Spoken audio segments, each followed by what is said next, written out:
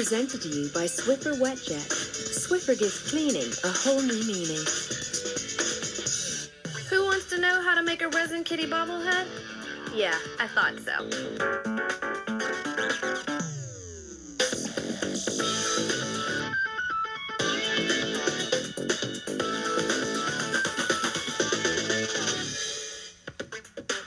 Welcome to DIY's Craft Lab, where we investigate all your crafty cravings. I'm Jennifer Perkins. Here with us is toy and prototype designer Gretchen Martin, who has an array of toys. Tons of cool toys. Gretchen, thank you for stopping by. Look at all this awesome stuff. We've got little fairies up front, very nice. Little wings. One even has flowery bell-bottoms on. Stylish fairies. Yes. Then we have a sea of little people, all very cool. I love the little DJ up front. She's scratching some records, and there's a guy up front busting a move. I believe that is the centipede, if memory serves me. I wouldn't know. I think I remember that move. I think it was the centipede. Then up top, we have these little bobblehead kitties. They are so cute. And now it is hard to believe that you made and designed all these toys. They are so cool. Now, what exactly is a prototype designer? A prototype designer is someone who takes an original idea and makes a first working model out of it. So that it can be duplicated again and again. That's right. Got it. Well, okay. Well, we are going to work on the resin bobblehead kitties. That's So right. we've got some stuff over here. Follow me. I see a pile of clay begging to be played with. That's right. This is polymer clay, and the easiest way to begin sculpting in polymer clay is to start with very simple shapes.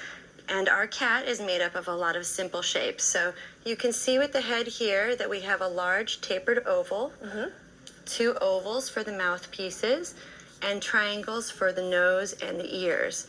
So if you want, you can start constructing the head of our kitty. I would put the mouthpieces on first. Okay. Yeah, and you kind of want to angle them like the tops kind of toward each other and the bottoms kind of going apart. And just smush them down with your fingers. Very nice.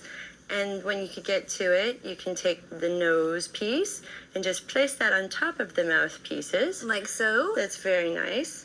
All And right, then your ears kind of, there's, imagine a line going back this way. You want them on the same plane. So, All right. Yeah, Smash those in. that's right. And another one.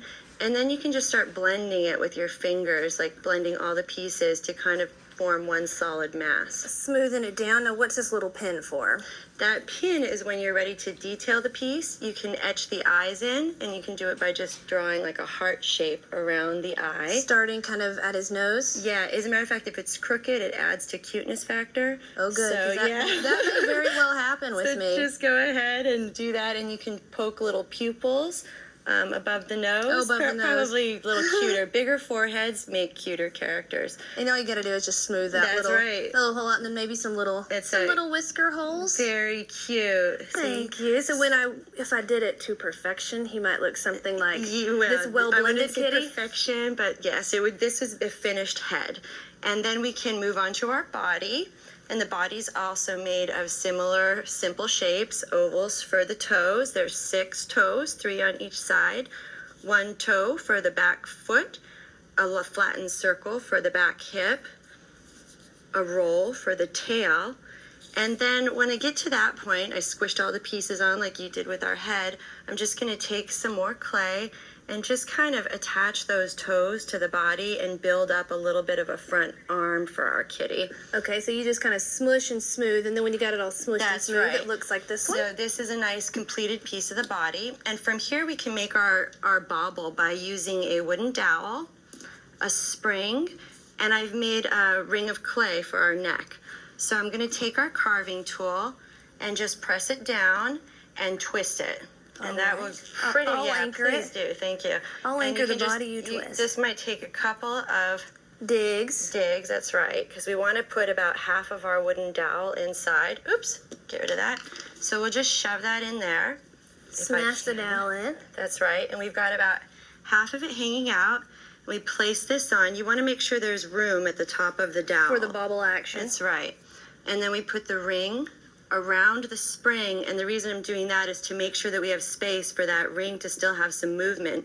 But that's going to be our neck, so we'll just blend that on in. Smooth it in, and then when you're done, you get... Well, we carve a hole in the top of the head. It's going to be a little bit wider than this one.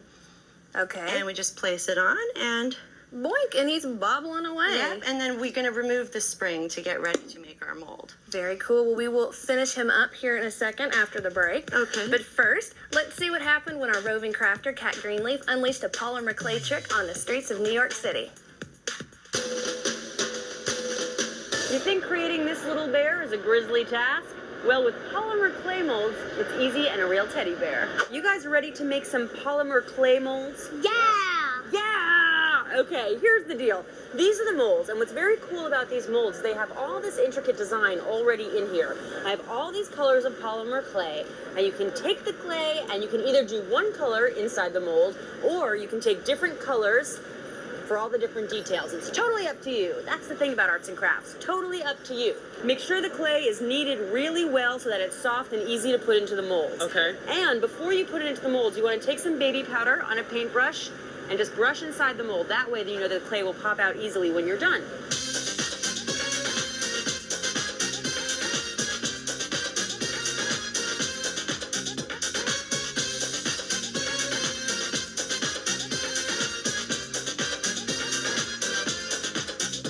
Let's see. Oh, look at that. Ta-da! It's a car. It's a car. What do you think? I think it's pretty cool. It is pretty cool. You did a great job. There's your baby. The hand, the head fell off. Here we go. You did a good job. Once you've blown off the baby powder and trimmed around the edges, I need you to put it in the oven for 15 minutes at 275 on an oven-safe plate. Can you do that? Yeah, sure. Pop quiz. What degrees do you have to put it in at? 275? For how long? 15 minutes. On a what? Oven safe plate. Woo! Up next, we'll make a copycat of our feline friend.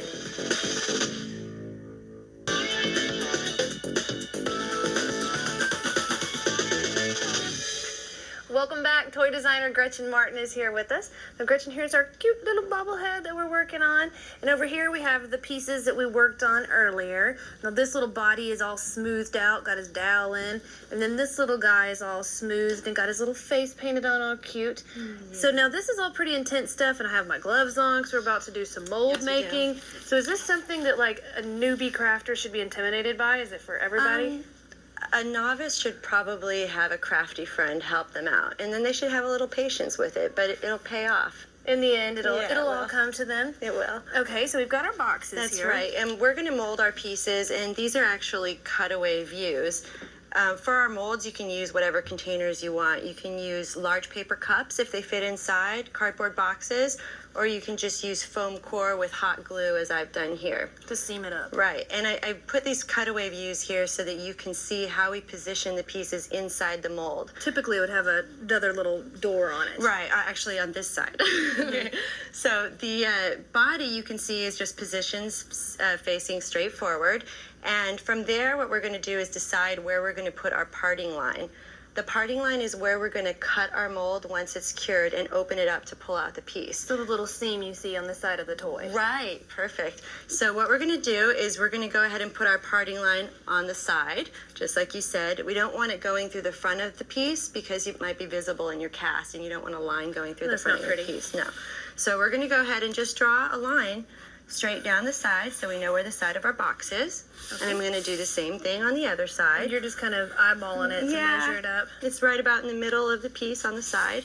Now, with our head, we can't do the same thing. And the reason is because of that hole that we put underneath earlier, that creates an undercut. And you can't have any undercuts when molding. An undercut is like any open space that comes from underneath caused by some sort of overhanging piece. So what we're going to do is we're going to avoid that by putting our piece on the back of its head, balancing on its ears, and you can actually hot glue that down if you want, If you but you wanna don't anchor have it. to, right? And then I went ahead and already drew a line where we're going to put our parting line. Again, it's down the side of the face, but this time we're going to sort of curve the line and try to catch the edge of the ear. And that way, when we cut our mold open, it will split easily without knocking the ear off or something like that. So I went ahead and I redrew that on the back sides side. of our boxes. All So right. now we're ready to mold. Woohoo, chemicals. Yes, this is a silicone rubber molding compound. And it's a part A and B mixture. And we use 10 parts of A to 1 part of B. So if you want, you can just go ahead and shake that up. Shake it up. Shake it. And I've actually pre-drawn a line for you. Oh, there it is. You can see it through that side. And it's just going to go ahead. You want to do it? Sure. Fill it up. Fill it up to our little line. Right. And it's kind of settles on top of the white material. That's good. You can pull back on it. You'll see it's getting right up to our line. That's perfect. Perfecto. Thank you. And now you're going to fold in the mixture together. You want to kind of fold it like you're cooking. It's not a stir, it's a fold. No, because if you stir it too fast, you'll create a lot of air bubbles in your mold, and we don't want that. So you got to use a little muscle, scrape the sides. Am I going too fast? Here, let's see. Just scrape and use a little bit of muscle. You're folding that white into the blue. It looks really cool at this point, I have to say. It takes a little bit to do that. So. Okay.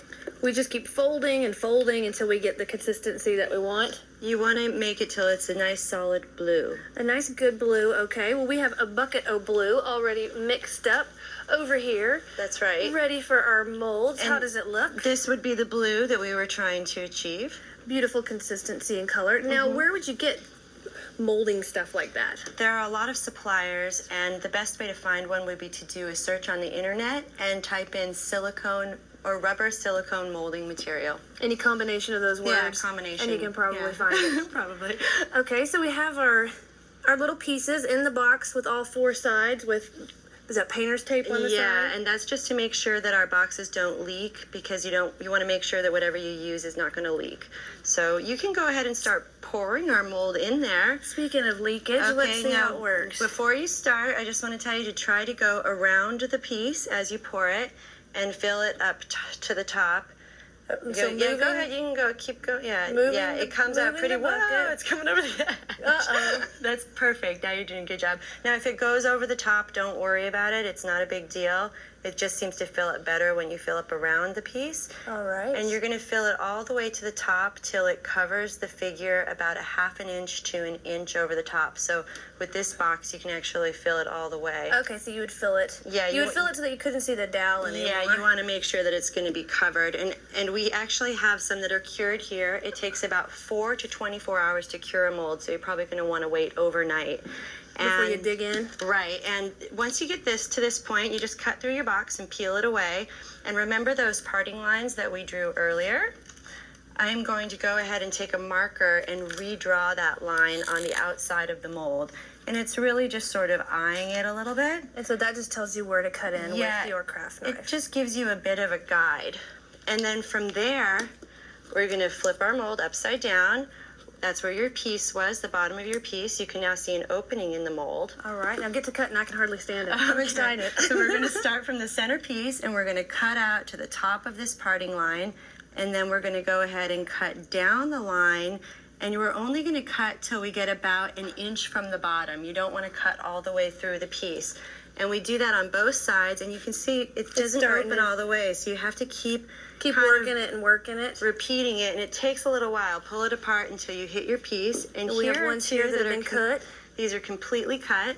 So you can go ahead and pull yours open and pull out your piece. And now, what if my bubble is a break-in? You know what? Don't worry about it, because now you have your mold, and you're able to make as many copies of a figure as you like. Okay, and you can just kind of make it as many times over and over again as you want to, so it doesn't matter if this guy broke. We don't need him anyway, because now we can make tons of them. Very cool. Okay, we still have more stuff to do, so stay put. Gretchen and I will fill the molds to our pretty little kitty when we come back.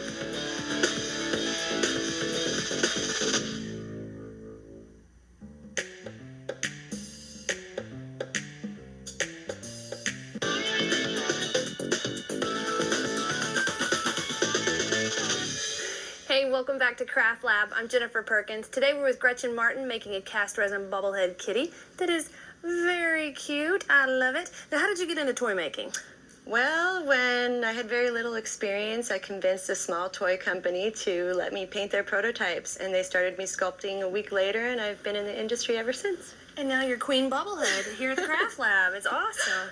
So I see we have some 2-part resin action. That's right. We're getting ready to pour our resin cast, and I went ahead and dusted the inside of our mold with baby powder to help release our figure, and surrounded it with rubber bands to keep it closed. So the resin cast is a part A and B mixture, just like our molding material, but this time it's a 50-50 mix. So I'm just going to go ahead and pour part B into part A. And every resin's a little bit different, so, but you know, instructions for everything we've done today are going to be on DIYnetwork.com, so don't fret. So this is something you have to stir pretty quickly, but stir it well because you don't want it to start setting. It sets really fast. Yeah, it does. I work with casting resin quite a bit in jewelry, and so I know. There we go. That's fine. It'll come off. It'll work peel out right fine. off when it hardens. And then it'll dry white. Right. These are the two hard copies, as we call them, and you can go ahead and take off the rubber band for the head, and I'll do the And body. see the magic that's inside. That's right. We'll pull out our resins. Takes a little muscle, but voila. All right. You got that one? You got the bottom, and I got his little head. It's very cute. They're adorable just kind of as is. Thank you. Little albino kitty at this point. Yeah, but you'll notice that there are a lot of imperfections on these resin casts, which you will get. And remember our parting line, that seam there?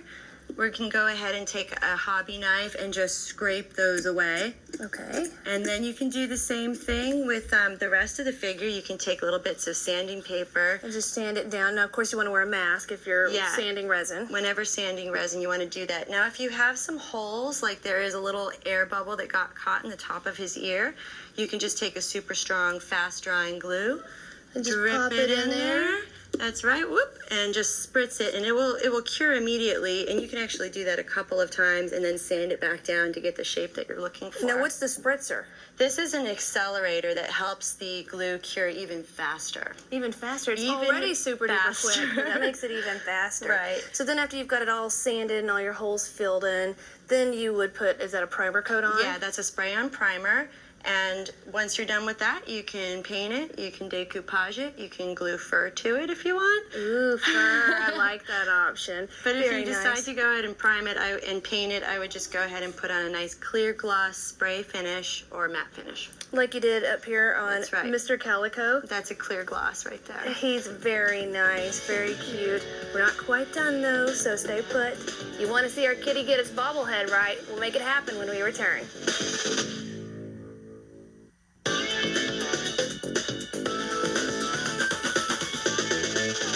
We're back. Now, Gretchen, why would you want to make a mold like this? Got all this trouble. Well, once you've got a mold, you can make as many resin cast pieces as you want, and you can paint them all different ways, and each time you'll have a different figure.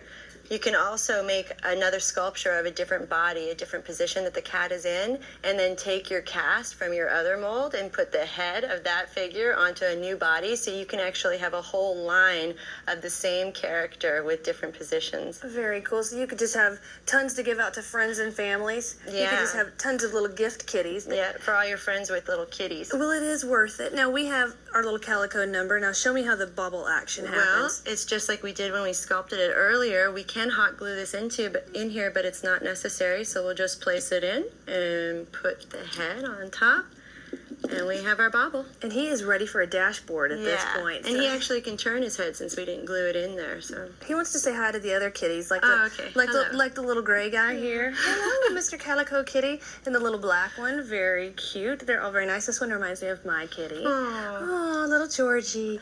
Now over here we have some other items that you've made, more toys. Now these are the fairies. yes, these are also resin cast figures. And with the fairies, you can see that there is this overhanging piece, the wings, and we talked about that earlier. That would create an undercut. So with the wings, I actually had to mold them separately, and I went ahead and sculpted half of the wing and made 2 resin casts, which is how we got both sides, which goes back to your earlier question. And then you just attach those on later. Yeah, just glued them on. And then now something like this is a lot of painting and detail. You could just go back and gussy them up just as much as you wanted to. Yeah, do whatever Put all you the want. detail in their hair, the little bows, the little ribbons. And then over here we have some wee little friends. We have a Rasta guy and a skateboarder. Very cool. Right, and these are examples of how a sculptor may cheat. And all sculptors do it. With our little Rastafarian guy, his dreadlocks were very fine detail. So instead of sculpting them in, I went ahead and cut little bits off of a guitar string and just attached them to my sculpture. Very tricky. Yep, and for the skateboarder, circles are also hard to make. So I went ahead and used beads for the wheels on his skateboard. Very awesome. Gretchen, everything has been super cool. Thanks for stopping by the lab with me today. Hope you've had a good time. Yeah, thank you so much. Cool. If you missed anything, it's all on the website, and I'll see y'all next time on Craft Lab. Bye.